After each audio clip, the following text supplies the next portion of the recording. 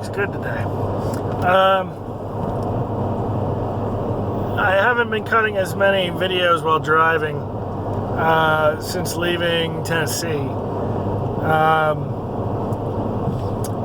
Navigation is a little more challenging now. Not a ton, but a little.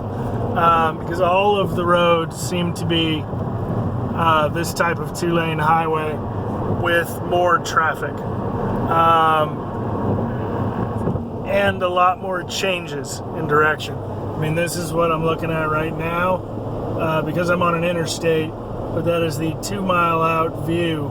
I've been driving a lot more smaller roads that make a lot more switches with a lot more traffic. So navigating has become a little more complicated. Not a lot, just a little. So I wanted to make sure I was being safe as I drove. I'm on this stretch for 55 miles until I change to another interstate. So yesterday I backtracked to the Barter Theater in Western Virginia, not West Virginia, Western Virginia, which I should have hit if I was optimizing my route. I would have hit driving east from Tennessee because I pretty much drove past it and caught Shrek, the musical. Instead, I caught Exit Laughing, which is a comedy reminiscent of the Golden Girls. Kind of like Golden Girls if Estelle Getty had passed away. Not Estelle Getty, Sophia, excuse me. Pardon me for not being able to distinguish fantasy from reality. So that was a double back in my route. It didn't cost me.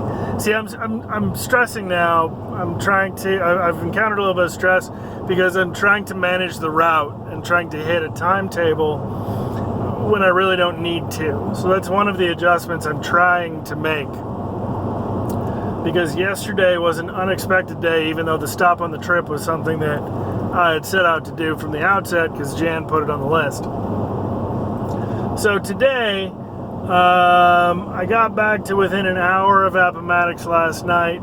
So I did Appomattox first today. Appomattox is free, by the way. I didn't even have to show my National Parks Pass, even though it was staffed by rangers, so that was cool. And I had a fairly profound experience at Appomattox. Looking at the courthouse, looking at the McLean house where the agreement was signed, where the surrender was signed, having a conversation with a forest ranger, park ranger, about Robert E. Lee and about the nature of the Confederate flag, and our current national predicament. And I looked at and took pictures of the field where Chamberlain accepted all of the Confederate arms. So that was a pretty significant experience. And then I went to Monticello. I was originally going to go to Jamestown / Yorktown / Colonial Williamsburg. But that seemed to have me zigzagging the same route. So instead, I cut from Appomattox to Monticello, then Charlottesville, and now I'm driving to Richmond. The Yorktown Park closes at 5, and I will get there at 5:08. So what I'm going to do is I'm going to bunk down in that area to catch Yorktown as soon as I get up, then do Colonial Williamsburg, then do Mount Vernon. So that puts me about a day behind where I expected to be because I wanted to be at Mount Vernon tonight, either in DC or prepping for DC tomorrow. But I have the day, I'm stressing over that, and I'm going to stop because it's part of what I'm working through. There's this stress that the expectation wasn't met, and so that's somehow bad. I'm also told there's a weather system hitting DC right now, and it actually behooves me. It's actually for the best that I not push into DC tonight. So that's part of the lesson. I mean, it may be better for me. It may be steering me out of the way of danger to follow my gut, to follow the path of least resistance, to just let things be what they are. Which leads me to Monticello. I got to Monticello about 2 o'clock, and there's this, the parking lot is like concentric half circles that are all chopped up along the radii, I guess is the best way to describe it. And the parking lot is packed. It's tough to find a space. I secreted one, so I got a parking space. It was pretty good. And as I was walking up to the visitors center, dude with New Jersey plates almost runs me over. That's an exaggeration. He wasn't going that fast. He was a parking lot. But he clearly did not want to stop for me while I was walking. So those are my first 2 experiences, finding the parking space in the crowded parking lot, and I already don't care for crowds. And the dude from New Jersey who came up short while I was crossing in a crosswalk. So I get up to the visitors center, and I take some time to orient myself. I use the restroom. I'm just hanging out, surveying the area. It's much like Hearst Castle in that there's a visitor center that you then take a shuttle up to the actual house.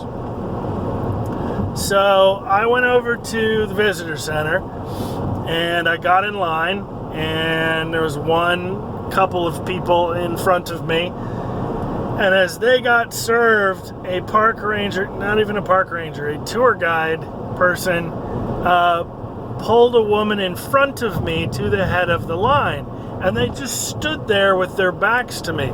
They never looked back. They never made eye contact. The tour guide didn't explain. She didn't apologize. I mean, if she'd said anything about the reason, I would have been, okay, cool. But that's just rude. I mean, I'm sure the woman had an urgency to hit the tour. It sounded like she had to hit the time mark on the tour, and that she needed help immediately. And if the tour guide had said something like that, like, I'm sorry, I'm trying to get her on the 2 o'clock bus, or whatever it was, I would have been cool. But that put a burr under my saddle. And then I get up to the window and I ask if the National Parks Pass does anything for me. And the guy goes, no, we're not a national park. And having just come from Appomattox, which was free and would have been free with the National Parks Pass, even if they charged admission, because they had the same ranger station, the same structure as the other places I've been. It was a little shocking to be told that the home of the 3rd president of the United States, who made the Louisiana Purchase, is not a national park and is instead a non-profit foundation. So they wanted $30 to take the shuttle up and do a tour of the house. And I said, you know what, I'm going to go get lunch, because they have a cafe at the visitor center. And I think I said I'm probably going to take off from here. But I also took the price list and the directory of services, because they have several different tours. And as I sat and thought about it over lunch, and thought about it a little bit more on the drive into Charlottesville,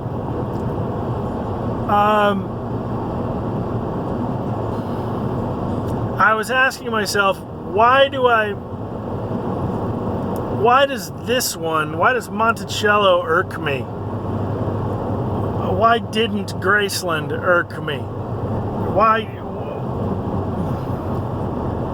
What is it about paying to see Monticello versus visiting Appomattox for free that I'm okay with one, and for paying to see Graceland, I'm okay with one and I'm not okay with the other one?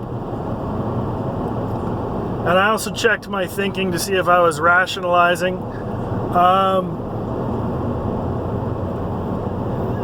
So be aware that what I'm about to say about the whole experience has been poked and prodded and turned over and questioned.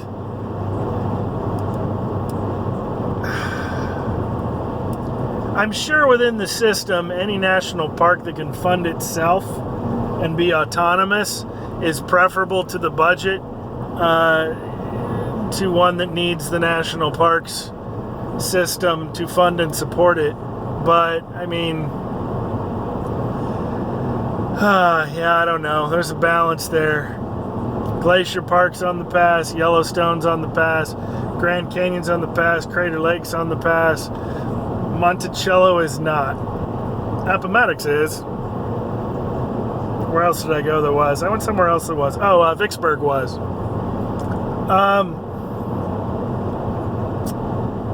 And I think it's the commercialization. Elvis is a commercial product. And so it makes sense that you would pay for the experience. But even in that, Graceland had a number of different options. You could pay to just go see the house, but you could also do an add-on to see the exhibits like Elvis in the military and Elvis's career and the people that Elvis influenced, all the things I took a picture of. And then there was another add-on to see Ali and the motorcycles. And there was another one, a natural and animals exhibit that I didn't take any pictures in because I was like, yeah, I don't really need this part. And I didn't have any problem with that. I paid for Graceland. I did the add-on for the other areas, and then I was lucky enough that the Ali and motorcycle thing was free and that they seemed to be trying to get that temporary installation section off the ground. But I didn't have any problem paying for seeing the house or for doing the add-on. Graceland was a very personal experience. You rode over in a bus with other people, but they also gave you, and I thought this was a super clever setup for a museum, they gave you an iPad. It was tracked, had the low jack thing on it, and a pair of headphones so that the tour guide was in your hands, could be expanded on as you saw fit, and you saw it as you went to each room, and the rooms even sensed where you were, which I thought was pretty cool, through their Wi-Fi system, I'm assuming, or Bluetooth, or whatever this electronics happened to be. Not an IT guy. Whereas Grand Ole Opry, the tour group went with a guy, and the guy explained each room to you, and I was at the back of the tour group, so I heard most of it, but I liked the personal Graceland setup to managing your own pace and seeing her as much or as little as you wanted. Plus, Elvis is a commercial product, and so if you go there, it's a commercial product. That's what you expect. Jefferson's home shouldn't be. And there's a Sally Hemings installation now, and I think it's super important to the country to have access to that. And to have access to the things we learn and the things we add to the story and the evolution of the American experience. I mean, the conversation with Mr. Wright at Appomattox, we were talking about the original sin, America's original sin, and that Jefferson wrote the Declaration of Independence while owning a couple hundred slaves. So I think there should be a part of Monticello that's free and personal. And I found that because Jefferson is I'd like to say personal hero, but that comes with baggage. Thomas Jefferson has always been fairly important as an American historical figure to me. Realizing there's warts on that story. And I didn't want to go with a crowd. And I didn't want to go with a tour guide. And I didn't want to pay for that experience. I wanted it to be personal and self-guided and intense, and I just kind of knew, my gut told me that I wasn't going to get from the product they were offering what I was looking for in the experience.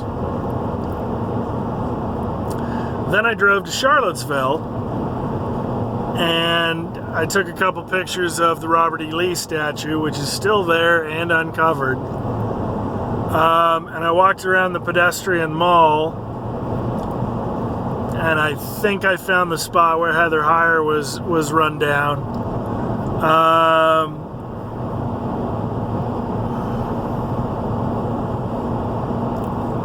And I had a much more personal communing with the experience I was looking for, walking around downtown Charlottesville, than I did driving up to Monticello. I don't consider my time having been wasted going to the Monticello Visitor Center. Didn't see the house. Even from a distance, there's a lot of trees. It was meaningful. It was purposeful. I got something out of it. I followed my gut. I listened to my own experience. And I did what I was supposed to do. Maybe I'll come back someday. Because there's certainly a lot in Virginia I'm not getting to. And I'm expecting that when I get to Mount Vernon tomorrow, they're going to charge admission, and we'll see if I want to pay what they're asking for too. Although Washington not being as personal to me as Jefferson is, it may not bother me in the same way. I'm not sure. We'll see when I get there.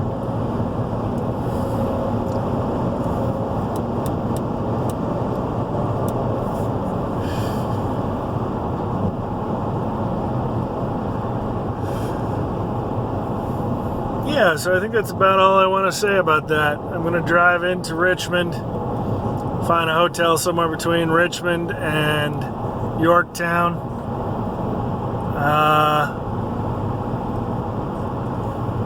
And finish my Virginia experience hopefully tomorrow. And then press on to DC, then Philadelphia, Weehawken, and New York. I'm a little behind schedule. I'll have to message the people that I talked to who were expecting me or trying to plan on my schedule.